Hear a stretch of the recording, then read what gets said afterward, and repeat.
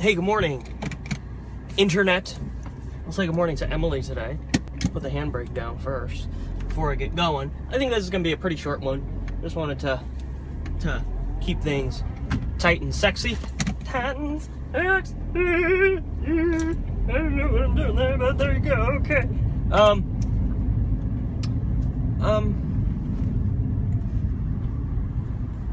I have a problem. I really do.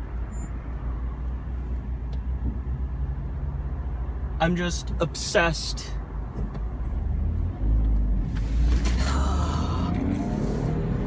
I'm obsessed with tech. I really am. And I just always want to play in touch with new things without much purpose. Oh, look at that. I can turn. Nice. And, look at this.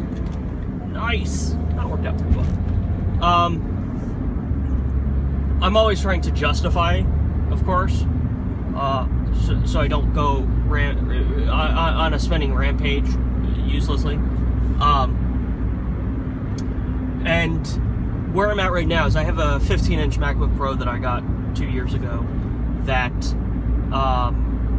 is a beautiful machine and does everything I need it to do, except I do move about a lot, and like on the weekends I'm usually constantly out of the house at clients, and it gets cumbersome to carry this, you know, 5-pound laptop, 5.5-pound laptop, in addition to, is it 5.5 pounds? It might be 4.5 pounds. In addition to everything else that goes into the bag to, you know, shoot and produce content. So I've had it in my head that I need a lighter laptop portable system, and up until the other day I was thinking I really just need something for Weebly and web design work. That's like the heart of it, and some photo editing.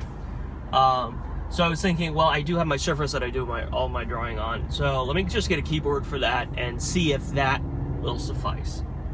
And then the other day I get started with this, and the need to do basic video editing came up, and the last thing I ever want to do is go ever in a million years have to edit again on a Windows machine. So I'm just constantly shopping, and I've been looking very closely at the new MacBook, that 12-inch Retina display MacBook with one glorious port. I think that's kind of useful. I think that's cool. I know a lot of people are really irritated by that one port, that one USB-C port, but I get it. It's very iPad-esque, and there's a lot of flexibility in that port, and if the thing holds a battery charge the way it's supposed to hold a battery charge, then, you know, you plug it, the way I see using it is plugging it in at the end of the day. That port is always available to use until you plug it in at the end of the day, and you're not using it and you're charging it. But it's also a secondary computer for me. It's strictly a portable computer for me. So I'm an ideal user for this system. Oh wow, for once. So I've been really obsessed over that. I've got a 10% discount at Best Buy. It's a tax-free week in Florida right now, so computers are, the first $750 of computers are tax-free. The incentive is very high to make this purchase, but I don't want to spend. I'm still Jewish, and you know, as much as I do want the new technology, I really don't want to spend the money on it. Or I kind of do, I really do, but you know, responsibility says that I don't. By the way, thanks, Emily. We're in a bow tie by Emily today. It's a little too aquamarine for what I'm wearing today, but that's fine. It makes it stand out even more. So what happened last night? I had a crazy idea, and I thought, you know, what I'm thinking about in terms of editing on the go is actually editing for Instagram. Taking videos like these and finding snippets and cutting it down for Instagram. And I thought, well, I could possibly just do this on the iPad, and I have an iPad Air 2, so it's, you know, up until next month or the month after, the cutting edge in processing power and flexibility and what an iPad is capable of doing. So if there's an iPad that's really capable of video editing, this is it. So I downloaded iMovie, or I already had iMovie downloaded, I just never use it, of course. And aside from, like, color correction, and by that I don't even mean color correction, I just mean, like, exposure controls to brighten up a shot, because I did shoot this test thing that I did. You see it on my Instagram, I'll post it today, or whenever you see it. What is today is the 13th. I had an idea for a type of video that I can do on a weekly basis to promote the comic, which would be a dramatic reading of that week's comic. I mentioned it in a prior video. So I shot that using my iPhone and then sent the video over to the iPad to edit in iMovie, and it worked really well. Like, I mean, it probably would have been faster to do it on the Mac, but you know, because part of it was learning kind of the workflow to edit on the iPad. But I wasn't trying to do anything complicated. I was literally trimming the clips down to 15, you know, trimming all of the clips so fit into a 15-second canvas. That was it. And it worked really well. Put some stock Apple music right underneath it. That was a frustration. There wasn't any other music. That was there were going to be loopholes to jump through to pull in some extra music. So it would have been nice that if Apple had a bigger music library built in. And maybe they do, like if you install GarageBand. I don't know. I have to play with that. Maybe there's more to work with in GarageBand. Or maybe it's easier to throw something, because I don't use iTunes for music, although that I want to keep it like confined. I want to make it as simple as possible to put that edit together and get it done. Anyway, I did it, and it came out really good. My only complaints about it is the brightness. I shot it dark, thinking I'll just brighten it, as I usually do. And really, it's just the sort of thing where next time I do it, I know I should turn a few more lights on. Well, but it was awkward because I'm shooting the actual process. I'm using the iPad that I edit on. I use the iPad to display the comic and pinch to zoom and bring the panels up really big and zoom in and zoom out and that sort of thing. A little bit of action in the video.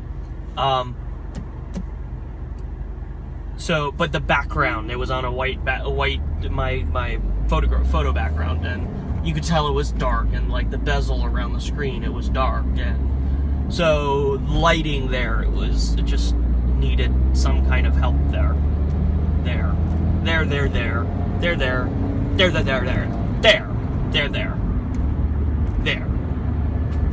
So there. I then went and did a little bit more research. There's an application, which is very ironic, full circle. There's an application called Pinnacle Studio, and that just takes me all the way back, because back to what I said 2 minutes ago, and back to where I was 10, 15 years ago, good God. When I got my first computer and started editing in the first place, it was an old Gateway with 32 megabytes of RAM and, no, did it? Yeah, 32 megs of RAM. Not gigs, megs. Was it that? Oh my God. How crazy. And it's like a 300 megahertz processor. I mean, the iPad is clearly more powerful than that machine. And I got a little video capture card, an analog capture card that had to be installed in the computer. None of this USB plug and play. And it was a Pinnacle. It was Pinnacle. This was before Pinnacle was bought by Avid. So now now, like on the Apple apps, on the iTunes App Store, it's Pinnacle Studio, or the descriptions online, or like a review. It was the Pinnacle Studio, formerly Avid Studio. So the old school Pinnacle software original was its own company, and then it was eventually bought by Avid, which of course has a very good pedigree for video editing software, very professional stuff. I don't like it. I think Final Cut is the best, the best and easiest to use. I would love if Apple. How great would that be? That needs to happen, please. Apple, put out an iPad version of Final Cut. That would be awesome. I would definitely buy into that and take the time to use that. But here I am again. So it was $10 to buy this iPad version of Pinnacle, and I haven't used it. Maybe I'll use it today or tomorrow on this. And it's just a weird full circle to be, okay, here's the software that I used 15 years ago when I got started. Has it been 15? Oh my, it's ridiculous. Wow. So, like I said, I have a problem. I have many problems. But the other thing I'm working on is perspective. And it's like every now and then I get a good grasp, I get a good glimpse of a useful perspective, and then shit happens, and it's like, what the fuck, and yeah, crazy bananas. But I don't know, like yesterday ended up really dumb, and I came home and I'm working on the little 15-second video. I'm working on the book, Don't Call My Book, Don't Call Me Zombie, and I posted a picture of me, myself, and my book on Instagram, and how that gets more likes and more traffic than anything else I post. I don't get that. I don't know. I have to be on things more, obviously, which is why I put myself on my book cover. But then I was working on that and working on. So I have now I have a promo going for the book on Facebook, and I just, by the end of the day yesterday, I was like, you know, the perspective is I have lofty goals, but I have very specific. I have specific goals, lofty but very specific goals for Crumco and what I'm doing and where I want that to go. And the fact of the matter is, everything else is a means to an end, a means to accomplish those Crumco goals. And when I hold on to that premise very, very tightly, and am constantly remembering that, and I was just driving home yesterday thinking, comparing, you know, the things that I have to do and the processes that I have to do and the days that I have to, you know, work through, and how those things hold up to the goals I'm aiming for Crumco. And when I look through it with that lens, it's like, oh, right, that's why I'm doing it. That makes sense. It's worth it. Just do it. Get it done. And that's where I'm at right now. So I'm trying to, I guess what I would be working on if I'm going to work on this is stay present with that perspective. Keep that perspective current and hang on to it very, very tightly. So, Emily, I don't know what to say to you in a vlog. I love you. Be creative. Be happy. Until next time, I'm Crumbine. Stay creative.